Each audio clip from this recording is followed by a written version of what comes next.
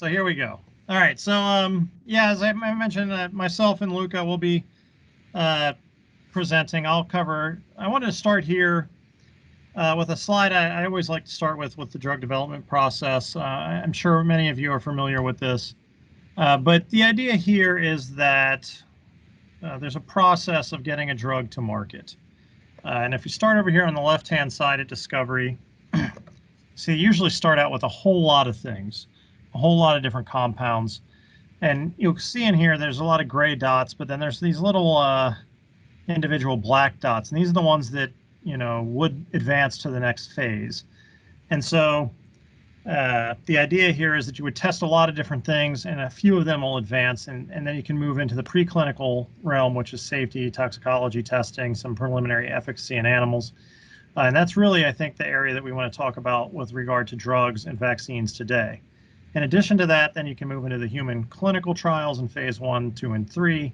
And as you can see, that funnel keeps getting smaller. At every phase, more and more candidates fail and drop out. I do want to emphasize the fact that under normal circumstances, that this takes a lot of time. And I do appreciate that currently the regulatory agencies are doing what they can to accelerate this. And we'll see how that plays out, to be able to condense some things in advance and still have a safe and effective product, make it to market. So I don't think we're going to be waiting 10 years for sure. But I still think that this will take us some time. Of course, there is a big cost that comes with this that moves along through this process. And so that's another component here. One additional thing that I would like to point out. So we'll cover discovery and preclinical discussions in the sense of some of our COVID assays that we're doing.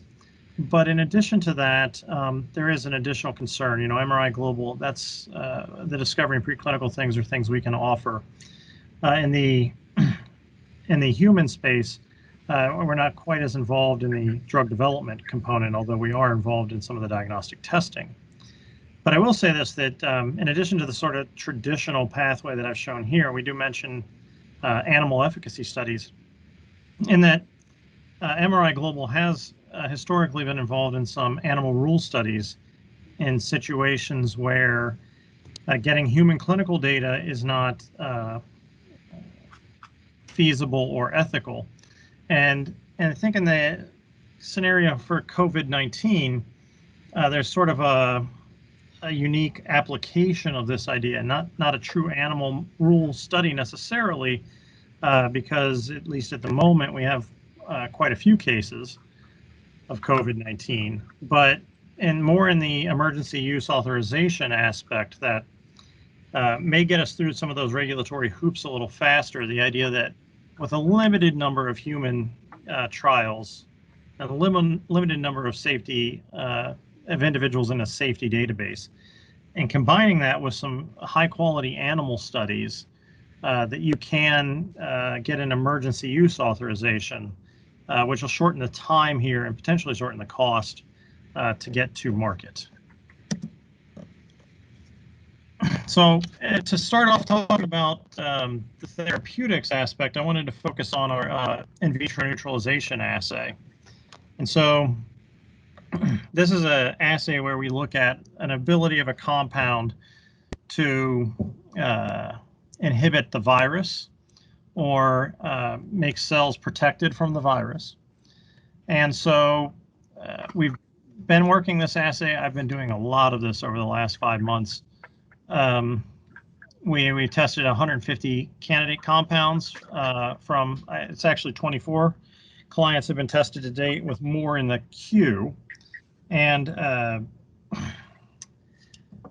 assay itself uses the SARS coronavirus 2, which is the causative agent of COVID-19, and monkey kidney cells. And we combine that with a therapeutic compound, like I showed on that previous slide where we had all these different compounds, and look for the ones that actually inhibit the virus or stop the virus from damaging the kidney cells.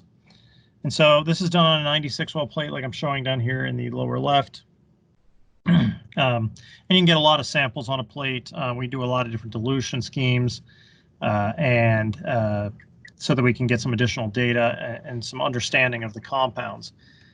One aspect of things that we like to adjust here is that some compounds work by attacking the virus, and some compounds work by protecting the kidney cells. And so, and you can see here, I've got my figures of what those cells look like. If you imagine, what we'll do is we use this 96 well plate, and we'll put the cells and the virus and the compounds, we incubate them for several days, and then we look at each individual well under a microscope. And so this is what you'll see under a microscope. And this figure in the middle here is what healthy monkey kidney cells look like under a microscope. If you look in the lower right, this is what the infected cells look like. So SARS coronavirus 2 infected cells look very different. It's very easy for us to see that under a microscope. You know, they're round, there's a lot of clearing around them, they're dense. They don't have this spread out nature that they do in the middle. So that's how we can tell if a compound is preventing viral infection. This is the kind of data that we then read out from something like that. And I've got a picture of one of our technicians here. We do this in a BSL-3 environment, so we're handling a lot of virus to do this. So we wear this whole gear with the PAPR hood, blowing purified air around our heads, with face shield, safety glasses, gowns, the whole thing. And so here, you know, she can be preparing virus for testing in that assay to put that on those 96 well plates. And so then when after we've incubated the compound with the virus and the cells, we'll come back. And so this is an example of 3 compounds that we tested. And so we, you know, like I said, we've done this many times now. Many plates have been used. And what you'll do is you'll look under that microscope, and just on, like I showed on the previous slide, you'll look at the cells and see if they're healthy, in which case we'll score a negative on our plate map here. Or if they are infected and they're showing cytopathic effects from viral infection, and we'll put a positive. And so what we then typically do is we'll take a candidate molecule and we'll do dilutions of that molecule. So we have in this case, we started at the concentration of 10 micrograms per milliliter and do 1 to 3 dilutions down the plate. And what you can see is, you start down here at the bottom, like row G, you'll see that there's lots of positives because the compound is too dilute to stop the virus from infecting the cells. But as you move up the plate, you start seeing that you see more minuses, where the compound has actually prevented, in this case, prevented the virus from infecting the Vero cell. And so we know that as you move up this up here, you'll get various concentrations, or I'm sorry, various increase in protection at higher concentrations. So we'll take that data and we analyze it statistically by putting it into this equation, an effective concentration, median effective concentration.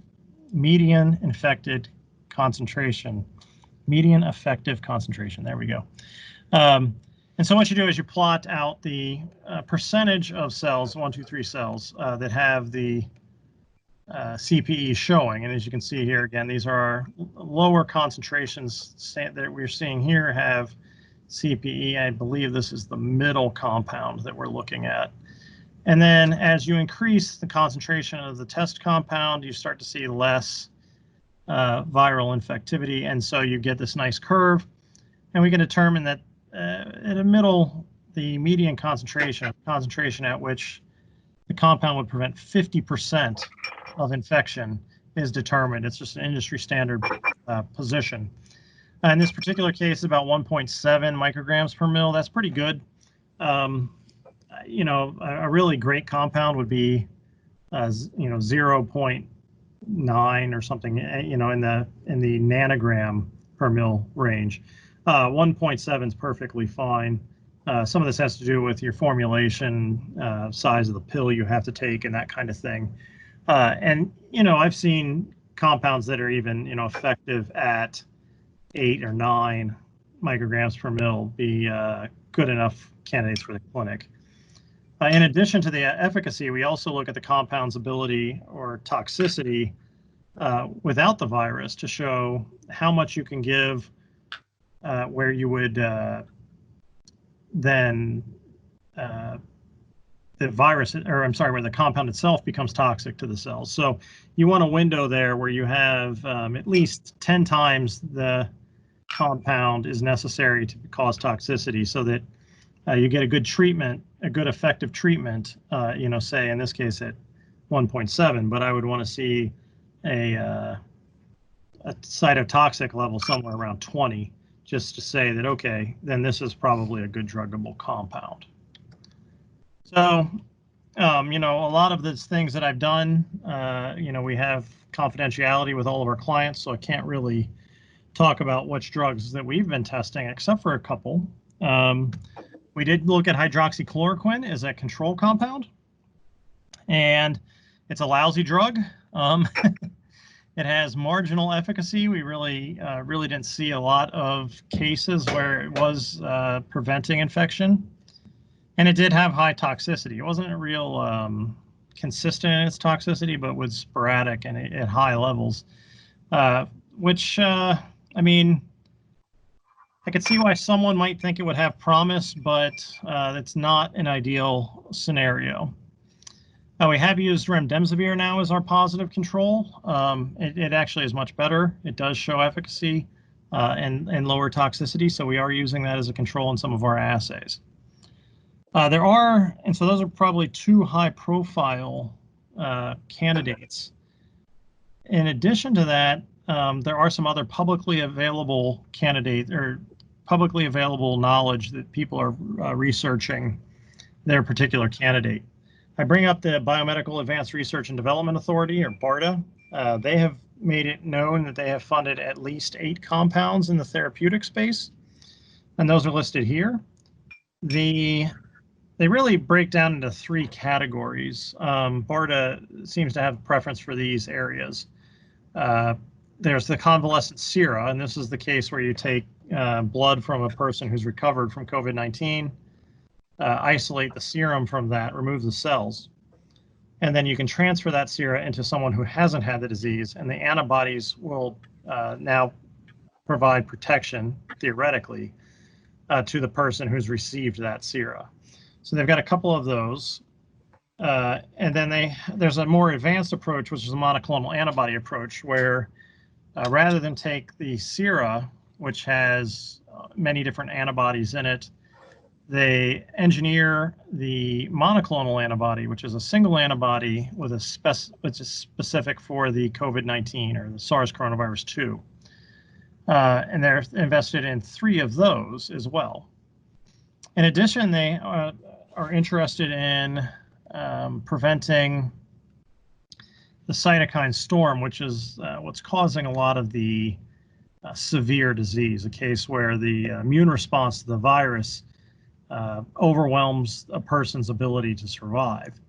And so they are also using monoclonals to reduce those cytokines. And so you can see there's these 2 antibodies against IL-6. And then lastly, there's this Genentech product, which actually is 2 antibodies that do both, one that targets the virus and one that targets the immune cytokine response. So they've invested in a number of products. They continue to look for new products that to put into their portfolio. And as you can see, they've invested a fair amount of money, with even the lowest investment being at just $9.5 million and running all the way up to over $600 million in investment. So they've invested here, and of course they've also invested heavily in vaccines. So this is all that I really had to say on the state of therapeutics. And I think with that, I'll turn it over to Luca to talk about vaccines, and I'll be happy to take questions maybe after Luca gives his presentation. Yep, thanks, Carl. Can everybody see my slides here?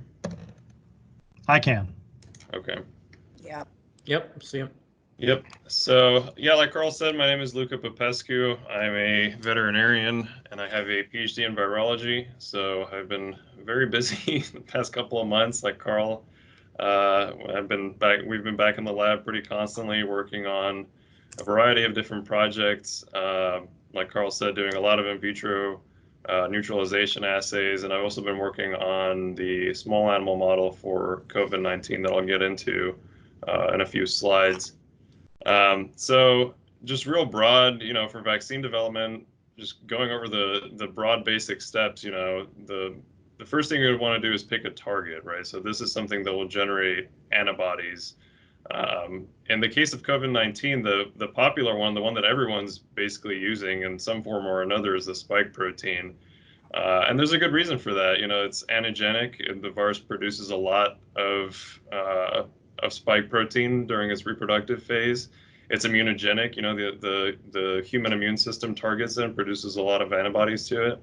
And it does have the receptor binding site, and that confers a good degree of conservation, right? Because that binding site can't really mutate that much since it has to interact with the human ACE2 receptor. So it needs to maintain some sort of stable structure across the different strains. So it should be a good candidate. Um, so after you pick your spike protein, you need something, a platform or some sort of adjuvant to help you deliver it to the host and to trigger the immune response. And these different platforms and adjuvants are designed specifically to trigger the innate immune response, to by extension stimulate both the cellular and the humoral immunity. So some of the popular ones that we'll see are being funded by BARDA are a messenger RNA platform.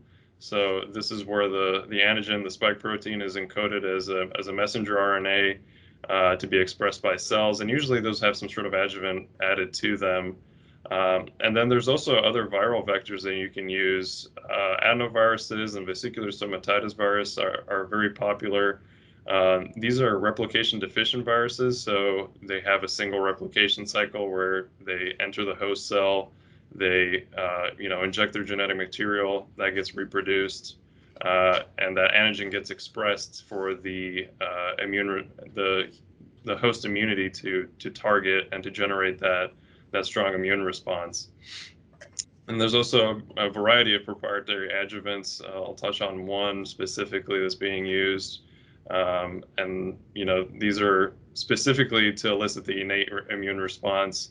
And the innate immune response is, increasingly being recognized as being very important for triggering a solid immune response, both cellularly with T cells and antigen-presenting cells, as well as humoral immunity in terms of cytokines and antibodies.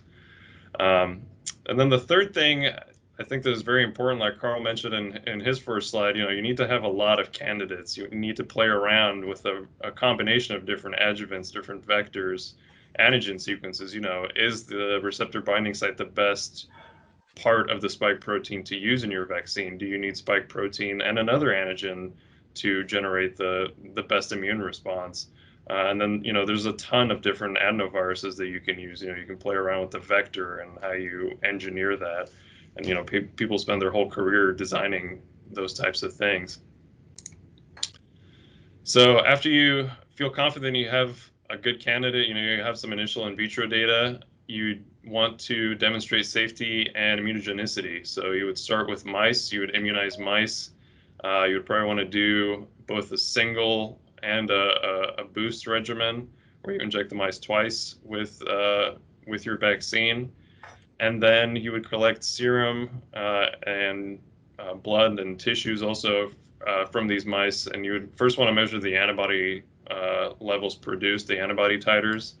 And for that, you would use the same virus neutralization assay that Carl mentioned. Instead of using a drug, that you dilute in DMSO or anything else, you would just use serum and dilute it in media. And then you also want to measure, like I said, in that cellular immune response too. So you want to look at T cells and the innate immune response, and this you can do with flow cytometry. ELISpot and Luminex to look at those different pathways and different cell types that your vaccine might be generating. And then you also want to watch out for any adverse effects. You know, certain things that are expected are things like injection site reactions, swelling and redness. A low-grade fever has actually been reported with, I think, the Pfizer vaccine. But this is something that you would expect, especially with something that's this early in its development. So it's not a huge deal. You know, those are fairly mild adverse reactions. But you do want to do your due diligence with these mice and do a full necropsy with histopathology to check all the different organs and organ systems to make sure that you're not doing more harm than good with your vaccine and you're not generating too strong of an immune response, which I think was actually a big problem with one of the initial vaccines that was developed for SARS-1. Then traditionally, like Carl presented on his slide, you know, that phase 1 clinical trial would be done after you do some initial efficacy studies in animals, but due to the, you know, unprecedented nature of this pandemic, a lot of these companies are just going straight into phase 1 clinical trials to demonstrate that their vaccine is at least safe to inject into people and that it does confer an immune response. You know, it triggers an immune response that should neutralize the virus, and they show that in vitro. But then you also want to do efficacy, and the traditional route is, you know, you show safety and immunogenicity, and then you go into an efficacy study before you go into that expensive phase 1 clinical trial. So for COVID-19, the small animal model is the Syrian golden hamster, and then the large animal model is the rhesus macaque. And these would both be done in an ABSL3 environment. And after you demonstrate efficacy in both these animal models and you work out any of the kinks, you know, with your vaccine, then you would progress to a phase 2 and 3 clinical trial and put it into people, get those large cohorts of human subjects to make sure the vaccine is doing what it's supposed to be doing. And then again, you know, a lot of these, or at least a good number of these vaccines that are being funded by BARDA, they have a manufacturing and scale-up strategy included as part of their cost. You know, COVID-19 is a global problem. We need to anticipate the need for billions of doses, and we need to get to that number very quickly to kind of get things back under control. So just to go over the small animal model is, again, the Syrian golden hamster. We have done some initial infection studies here at mRNA Global with this model. It's an intranasal challenge. We, you know, inject the SARS-2 intranasally, and then in about 2 days we start seeing clinical signs. This is a good model. You know, the ACE2 receptor is very similar to humans, and SARS-2 is fairly promiscuous, you know, so it does infect a good number of different animals, but the hamster is particularly good because it does show those clinical signs that are similar to the human disease. So we saw, you know, labored breathing, pretty significant weight loss, lethargy, the rough coat, and everything else that you might associate with a systemic disease in hamster. But it is fairly short-lived. The hamsters basically start to recover around 7 days after infection. So day 2, you start seeing clinical signs. Day 5 and 7 is kind of the most severe disease. But then after day 7, they started to turn around. They gained the weight back, and then the clinical signs kind of go away. And what we saw in our necropsies too is that the lungs start to recover after that 7 days. By 14 and 21 days, the lungs are essentially turning back to normal. So I think it does, you know, I think it does a good job of mimicking the human disease. The limitation is that, you know, in research we use young, healthy animals, and as we know from the human data, the COVID-19 is pretty forgiving, I guess, with young, healthy humans. So you know, it makes sense that it wouldn't cause a fatal disease in hamsters either. And like I said, we've been measuring disease progression with lung pathology. We look at, you know, we do a gross necropsy, and then we'll submit the tissues for histopathology to look at microscopic changes.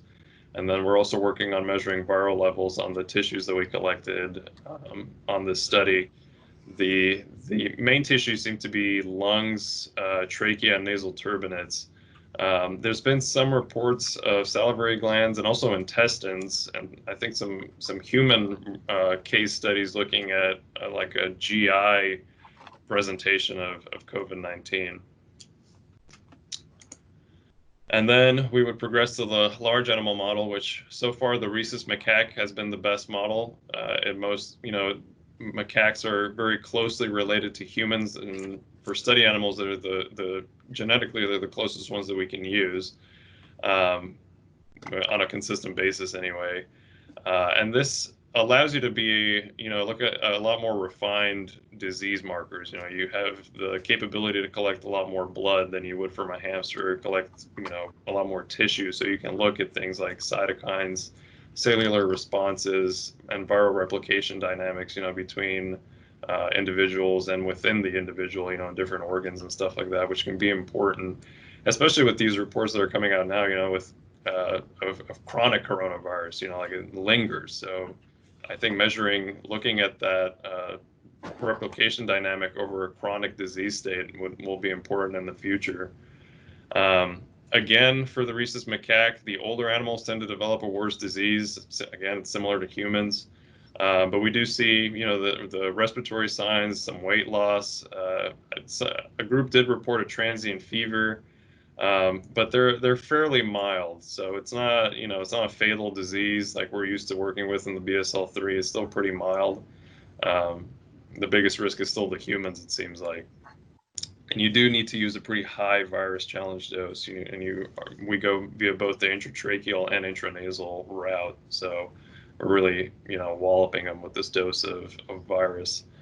And then the measuring disease progression is fairly similar, but obviously with a non-human primate, you want to keep them until the end of the study. So we're more reluctant to do a serial sacrifice like we did with the hamster. So you want to look at, again, more refined ways of looking at the disease state.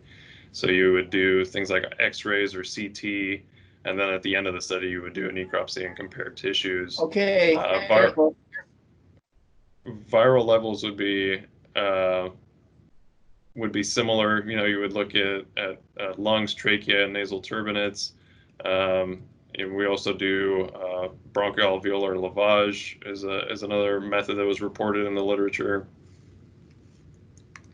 So those are the animal models to date, and they're still definitely being developed. We're getting more data on these models as people publish their results and their methods.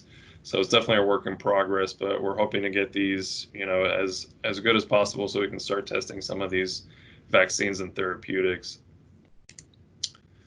So kind of like Carl presented his therapeutic slide, I'll go over the vaccines that are in development right now and have gotten a lot of funding from BARDA and HHS.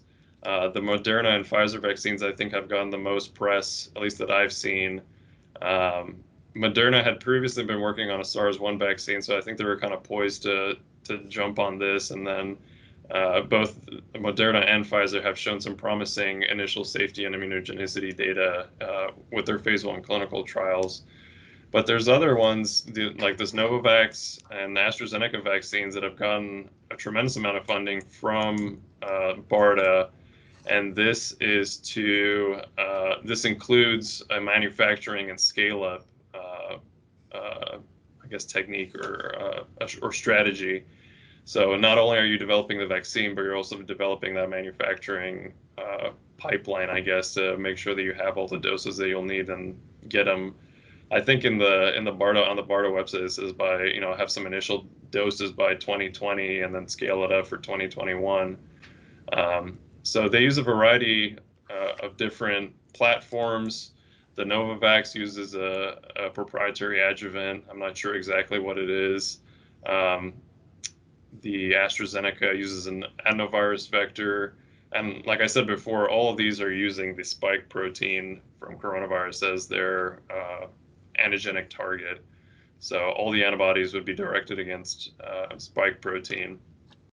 The Moderna one that's gotten a lot of press uses an mRNA platform and it uses a pre-fusion spike, so it's kind of a different conformation of the spike protein to hopefully, produce a strong immune response. And I think it confers a degree of conservation also.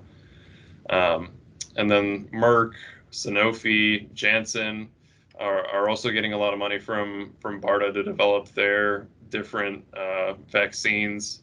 And then Pfizer is teaming up with BioNTech, and they're actually self-funding. I saw a press release from them that said that they do not want to wait around for the federal government and negotiate with them, so they're just plowing ahead on their own. I'm sure this is a multi-billion-dollar investment on their part. So, I mean, I think, they're gambling that it's going to pay off, and it probably will. They've shown some good initial data. So obviously, like everybody else, we're hoping to get a vaccine soon. We're hoping to, be able to test some as they become available for those efficacy studies.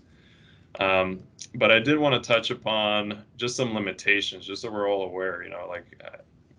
Like I said, Carl and I are both eager to get a vaccine and see what it can do.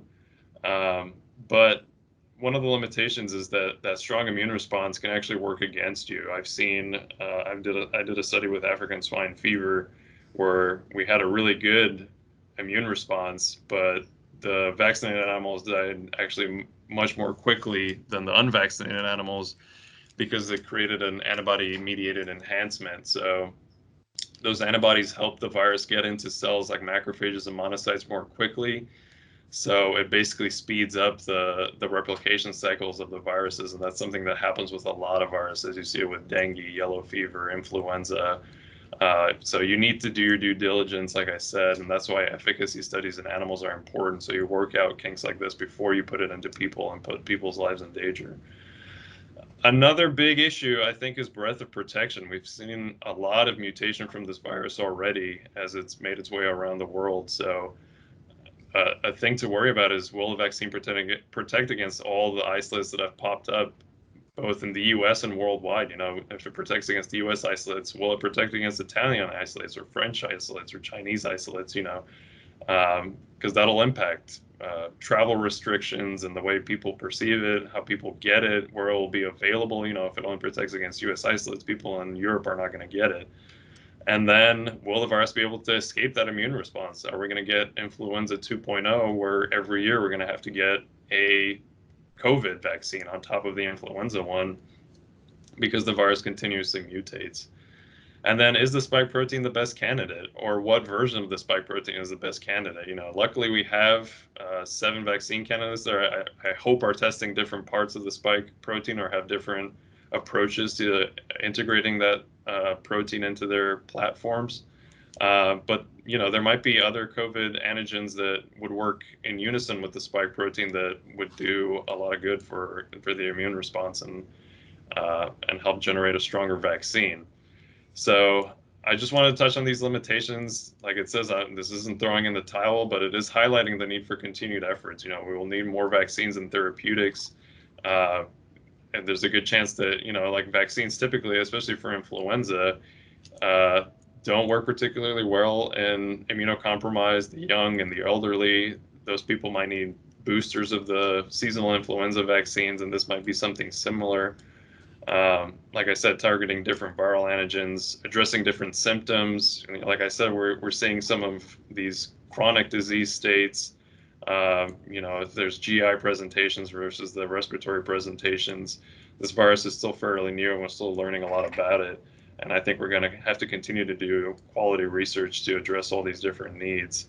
And the first vaccines will probably not be the best vaccines. We'll need to continuously refine those ones and keep working on better and better vaccines. And then, this is going to be a group effort. Epidemiology and public health are important. Like wearing a mask has, for some reason become such a political issue. And I'm worried, that if people can't wear a mask, that getting them to get a vaccine will be maybe even harder.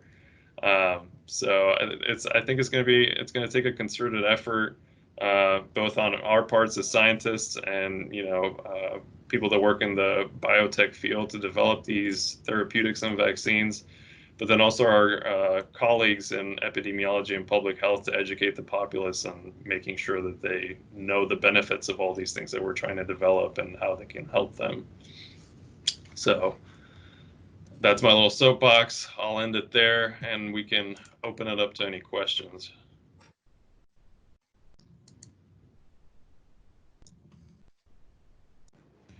Yeah, so I think it's definitely our hope that we can have some interactive discussion here. So if there's any questions on either therapeutics, vaccines, anything else that you'd like to know, I'm sure Luke and I would be happy to share our expertise. Just a general question for you guys. In terms of how COVID-19, have you been noticing that, does it affect a certain region of the pulmonary tissue? Is it happening in the upper respiratory or lower respiratory? And are the hamsters still a suitable model that you're seeing that translatable indication? Yeah, I mean, from what I've heard, that it affects mostly the lungs, the deeper respiratory tract, and that's what we saw in the hamsters as well. That's where pretty much all the pathology was focused on the lungs, and it was pretty severe by day 7. Okay. So this is Jay. I have a question for Carl. Can you hear me, Carl? Yeah, Jay, go ahead. Yeah, I saw that you tried to raise your hand. I was trying to figure out what I was supposed to do about that. Yeah, okay, don't worry. Go ahead.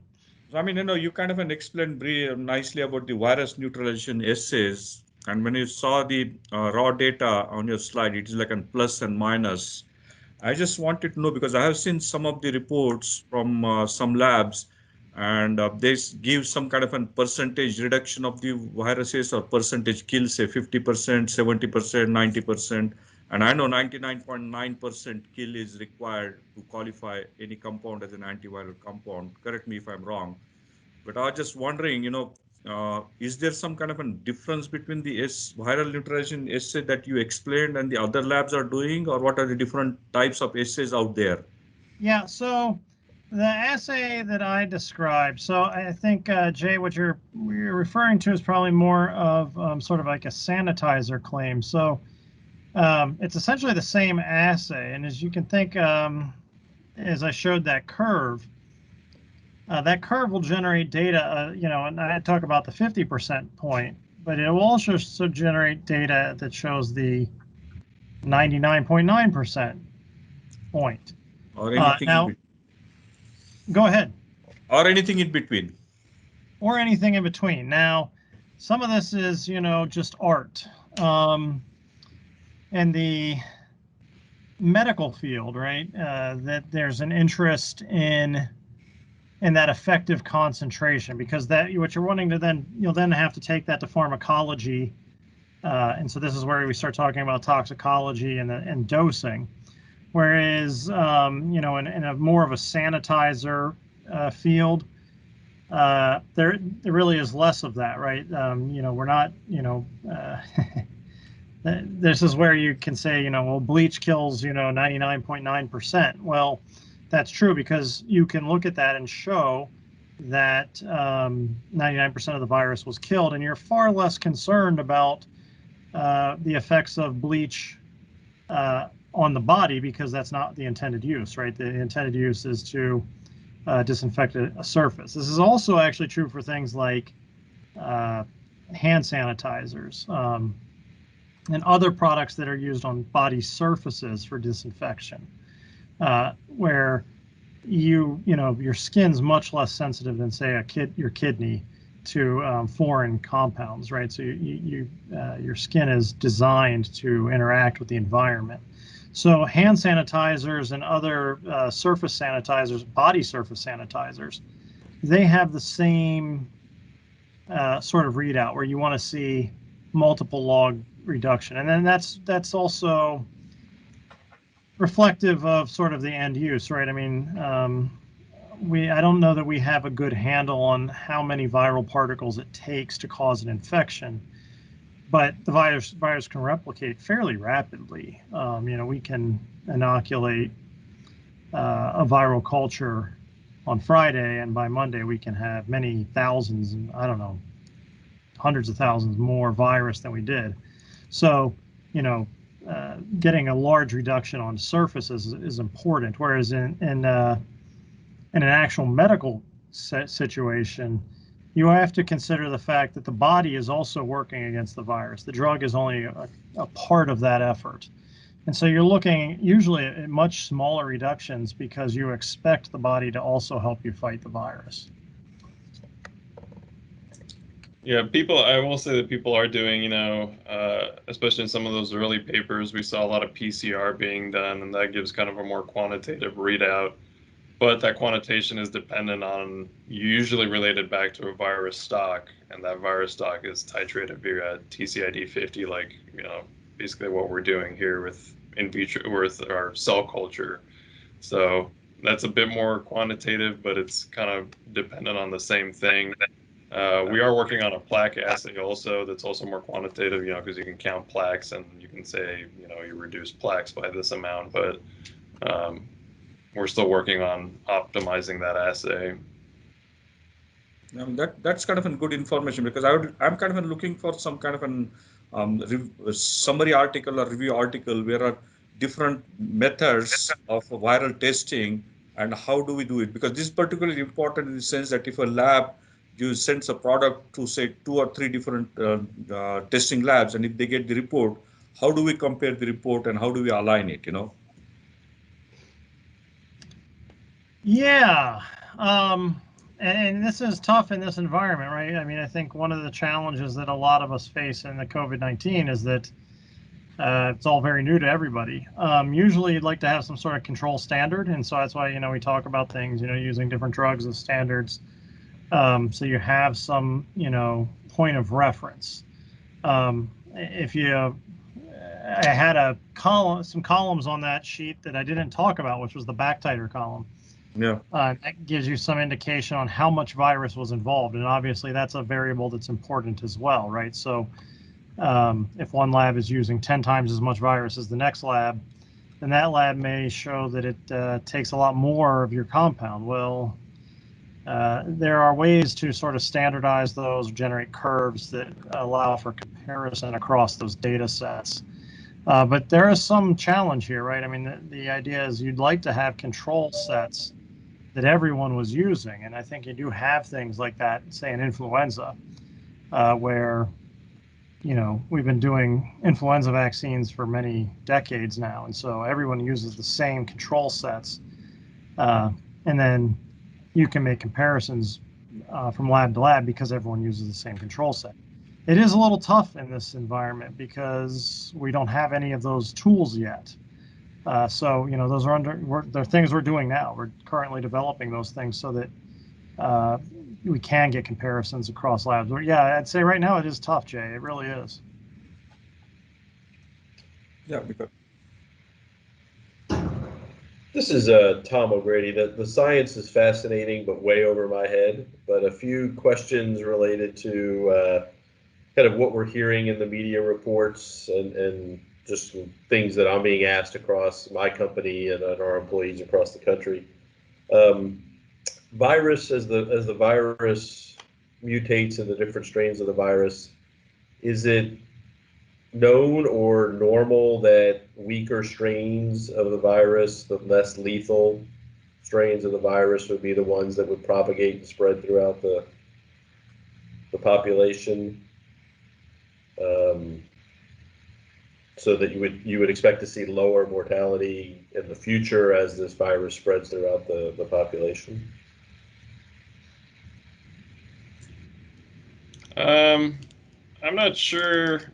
I mean, it doesn't seem to be getting any less fatal. Sure. You know? I mean, like it's maintaining its current trend. I think that was what we've learned from 1918 flu pandemic, is it doesn't really follow that kind of rule. Like eventually, I think you'll get your less severe COVID cases. I don't think it's going to go away. I think it's going to stick around, and you know, what happened with influenza. It kind of, I don't know if you know, you develop a certain amount of herd immunity, and hopefully in our cases, you know, we can help it along with vaccines. Right.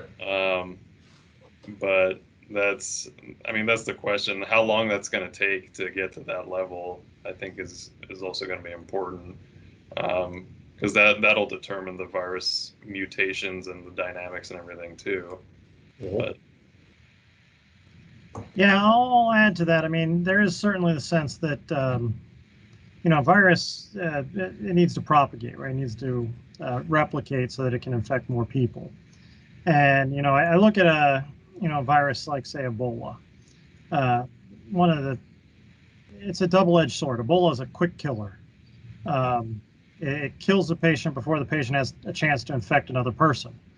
So, in a sense, that's good, right? It's bad for the infected person, but it's good for everyone else in that that virus killed that person too fast to cause that epidemic to spread. And so in that case, there's a pressure for that virus to become less lethal, right? That the less lethal mutant will then infect more people, and there'll be more of that mutant out there.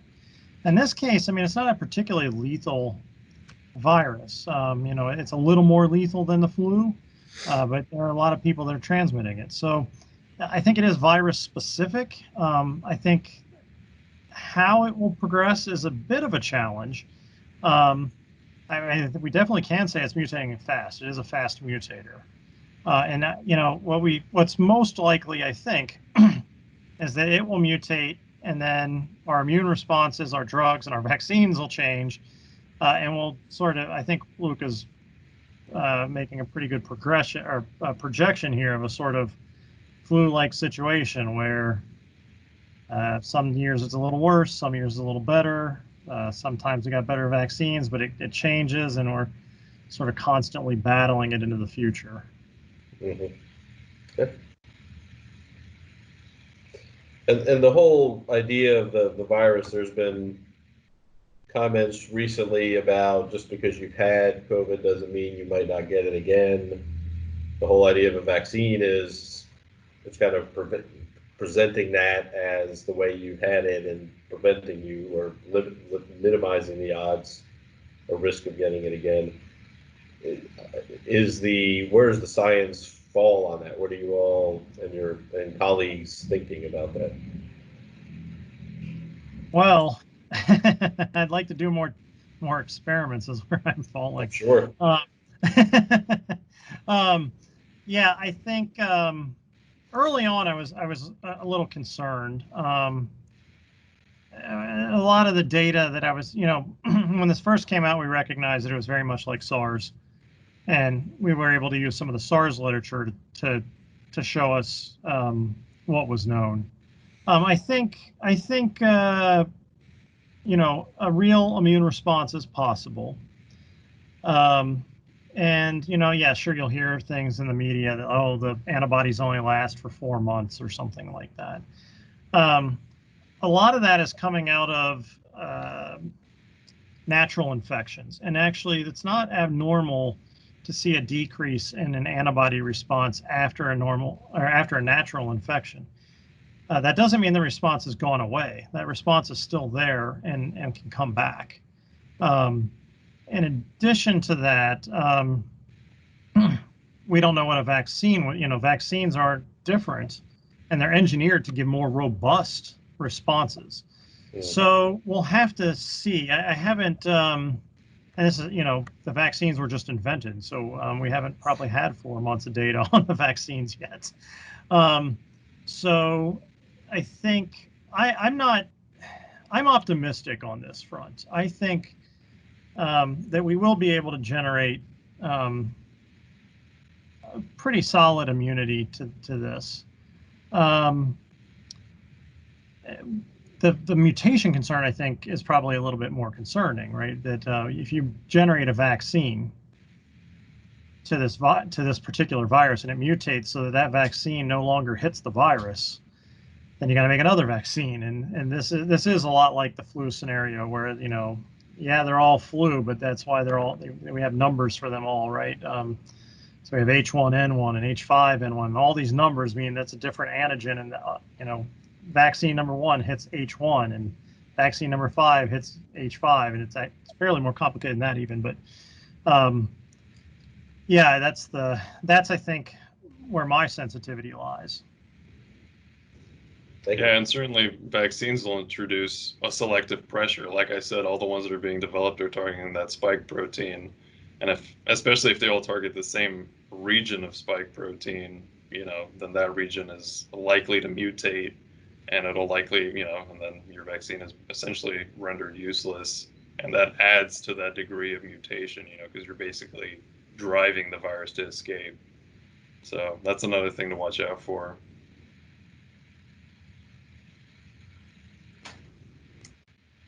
Okay. Oh, is there any other questions? I don't have any question, but Carl, I would like to chat with you for a couple of minutes after the seminar. What's a good number to call, or do you have time? I actually have another meeting after this, but Jay, I will. Let me see. I think I have some availability in about an hour. That's at 1 o'clock my time. Okay, so maybe I'll just give you a call, or you can call me on my cell phone.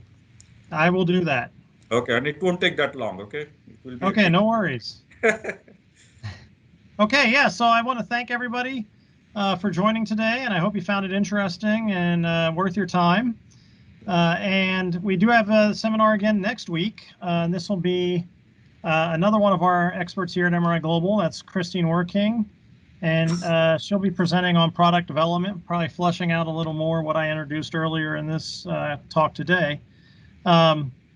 So I believe if you've reserved for this, you'll be invited to come back again next week at the same time.